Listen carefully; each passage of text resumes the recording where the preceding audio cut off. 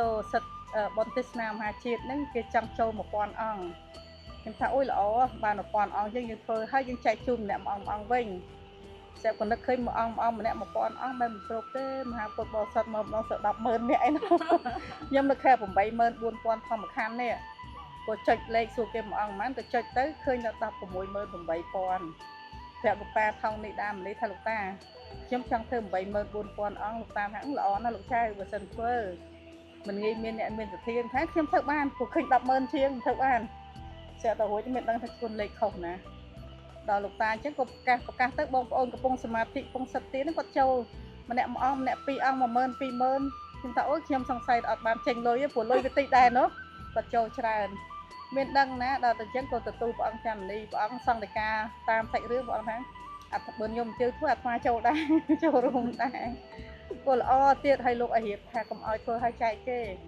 រៀបទៅពូនជាពីរមិតពុទ្ធមេត្តាចឹងហ្មង84000ហ្នឹងថាល្អណាស់ឲ្យធ្វើជាពុទ្ធចដីក្រោបទៀតអញ្ចឹងក៏បានអញ្ចឹងក៏ហៅអ្នកសិទ្ធហ្នឹងអ្នកដែលយកព្រះមកឲ្យហ្នឹងណាសួរតម្លៃថ្លៃភ្នូទៅ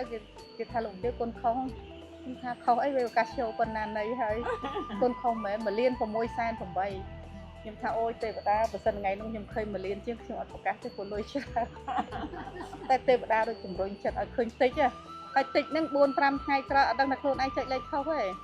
ចាដល់អញ្ចឹងទៅវាផ្ទុះទៅអញ្ចឹងមកហើយនឹកឃើញគាត់តែជាងប្រាប់ថាគុណលេខខុសជាងធ្លាក់ថ្លើមតិចដែរប៉ុន្តែនឹកឃើញថាអូបាទទេវតាជំរុញឲ្យធ្វើអញ្ចឹងនឹងចំណាយអចលនៈវត្ថុមួយកន្លែងនឹងធ្វើឲ្យបានមានតតបានចំណាយណាឲ្យធំដុំប្រកាសឲ្យគេកក់លុយកក់អីហើយតែមហាពុទ្ធបរិស័ទចូលទុកឲ្យគាត់ចូលសិនហើយចាំខ្ញុំបន្ថែមតាមក្រោយអញ្ចឹងក៏សូមជូនបុណ្យទាំងអស់គ្នាបងចាចាបានន័យថាឲ្យយើងមានលៀបហើយមានចិត្តមេត្តាចិត្តមេត្តាហើយមានអ្នកយកព្រះអង្គឈ្នះមាសមកបរិនិព្វានមកឲ្យទៀតពីរហើយនោះព្រះអង្គនៅមុខហ្នឹងណាអញ្ចឹងបានន័យថាយើងធ្វើទានសិទ្ធិទានសាមានពលឺដូចជាហើយមានលៀបហើយត្រូវតែមានចិត្តមេត្តាទើបឈ្នះមាសហើយបានរកផ្លូវនិព្វានឃើញពួកព្រះអង្គដែលគេយកឲ្យហ្នឹងម្នាក់មួយឈ្នះមាសម្នាក់មួយបរិនិព្វានម្នាក់ហ្នឹងគឺ2អង្គហ្មងហើយព្រះអង្គដែលគាត់យកមកឲ្យស្មាតទៅបើគាត់ជាវលក់វាធ្ងន់គាត់ទិញពីស៊ីម៉ងធ្ងន់ពេកហើយថ្ងៃហ្នឹងខ្ញុំប្រអាប់តែថាព្រះអង្គឈ្នះមាសផ្លុះមានពលឹកក៏លុយហើយវាអត់ទៅជារឿងគុំអញ្ចឹងបានសោះចាវាទៅអញ្ចឹងឥឡូវនឹងខុសផលទៅកន្លែងហើយក៏សូមជូនបងស្រីបងអ៊ំទាំងអស់ក្រុមគ្រួសារផងសិទ្ធិទានភាសាហ្នឹងទេវតាទទួលណាសូមឲ្យមានពលឺដែលជះទាំងអស់គ្នាចាសុខចម្រើនកូនចៅទាំងអស់ចាជប់ចាសាធុពេលហ្នឹងមានកណ្ដប់មកពីងនោះមិនទានភាសាមិនតិចណាកណ្ដប់មកពីងទៀតសូមឲ្យកើតសម្បត្តិមហាសាទាំងអស់គ្នាចា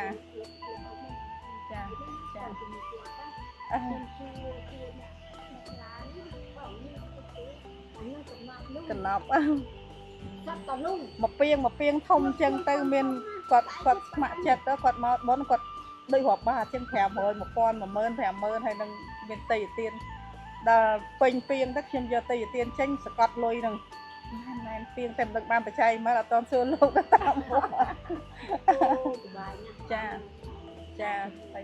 ហើយអស់ចាទៅលើភ្នំកច្ចកោតពិសេសកណប់ហ្នឹងគឺឡើងទៅដល់លើកពូលភ្នំចាដឹកទៅដល់លើកពូលភ្នំចាហើយថ្ងៃនោះចុះឈ្មោះថាទៅដែរមានតែជំនាញទៅចាអត់មកទៅឥឡូវហ្នឹងថ្ងៃ9 ខែ 9ខ្ញុំត្រូវដឹកនាំមហាពុទ្ធបរិស័ទ6ឡានដែលគាត់ស្ដាប់ច្រឡំគាត់ចុះមកវិញអត់បានសម្រាកនោះទៅជូនគាត់សងជំងឺចិត្តយកទៅតែថ្ងៃ9ចាក្នុងកច្ចកោតថ្ងៃ9 ខែ 9ចាហើយលោកគ្រូនឹងធ្វើកម្មវិធីម៉ោង9ឲ្យទៀតពេលហ្នឹង9យក9ឡើង4តាំងចាតែខ្ញុំហ្នឹងខ្ញុំប្រកាសយកទៅអញ្ជើញតែអ្នក6ឡានដែលអត់បានសម្រាកទេខ្ញុំចេញសរយស្ដាជូនទាំងអស់ចាដែលតែមកវិញទាំងយប់ហ្នឹងហើយជូនទាំង6ឡានហ្នឹងទៅដល់អ្នកផ្សេងតាមដែរធ្វើមិនតាមសទ្ធាហ្នឹងទៅពួកប្រកាសថាយកអ្នកថ្មីទៀតខ្លាចច្រើនពេកអត់មានកន្លែងសម្រាប់អត់មានកន្លែងសម្រាប់ចាទៅពូប្រកាសឲ្យទៅចង់សម្រាប់លើនឹងទៅសម្រាប់ទៅអត់ទៅទៅគ្រូទៅដល់ទៅចុះមកតាមឡានមកតាមទាំងអស់ហ្នឹងអត់បានសម្រាប់ទាំងយប់ហ្នឹងមានស្ដាយដែរចា អ្នកស្ដាប់ច្រឡំឥឡូវសងជំងឺចិត្តគាត់វិញធ្វើមិនជូនហើយជូនចាំខែ9ហ្នឹងព្រះអង្គចាំនេះមានសង្ឃដីកាថាយើងទៅថាស្អាតថ្ងៃនោះហ្នឹងព្រះអង្គថាចាញ់ខែ9ទេអត់ទេលោកថាខែ9ស្អាតជាងខែ9ពពកមកកណាត់ខ្លួនចឹងពពកមកកណាត់ចឹងមកកណាត់យើងចឹងទៅមកកណាត់បាំងខ្លួនដូចទេវតាចឹងចឹងមិនចង់ទៅណាសើថ្ងៃនោះអស់ចាហ្មងចាស្អាតបងអ៊ំឈឺទៅឡើងលើភ្នំគេមកវិញជាគ្រប់គ្នាចាស់ពិសេសចាស់8ជាងហ្នឹងហ្មងចាដល់តាំងឈឺជួយតាមួយអ៊ំចាđây nó chưa có bột không anh mà chôm chung nhìn đấy ha cha mà chụp chung nên này mong bơ tranh từ chụp chung nên mong bơ tranh từ làm cái ta nó thằng dây gì anh không phải đắng mình tình thật phải tới ông ăn tập ta ông thì chua chua tức mặt đó ông mua thì là ta nồi tập tập ở trên hao tập bạn tới tới đầu trên xác tức nó hơi tụt nhiều cha đã mà đâu đắp thôi cái hai phần buôn cha sai khăn sai YouTube của cá phụ lục phụ của cá hay phụ của cá thơ vị thi ấy chờ nữa nè lục phụ của cá khăn mấy cái thẹp mà sao mình đấy lục phụ chun mau đôi đạp tới được ở cha đây lục phụ mình không khai thẳng lục hai phần buôn hai tư phần buônមានក្រុមធម្មយាត្រាឡានក្រុងធំមកសម្រាប់នៅកំពូលភ្នំដើម្បីចម្រើននៅព្រះធម៌ដើម្បីប្រពោលឯកកតាចិត្តតាមបែបសមាធិជាវនកម្មនៅលើកំពូលភ្នំដែលមានតោនៅថ្ងៃទី9ខែ9នៅពេលខាងមុខនេះលើកំពូលភ្នំដើម្បីជ្រកដើម្បីប្រមូលចិត្តដើម្បីសុំនៅសន្តិភាពបែបព្រះពុទ្ធសាសនាវិលត្រឡប់ព្រះមហានគរយើងឲ្យបានសុខសែនសាន្តឲ្យបានរុងរឿងតាមបែបព្រះពុទ្ធសាសនាជ្រកក្រោមធម្មជាតិ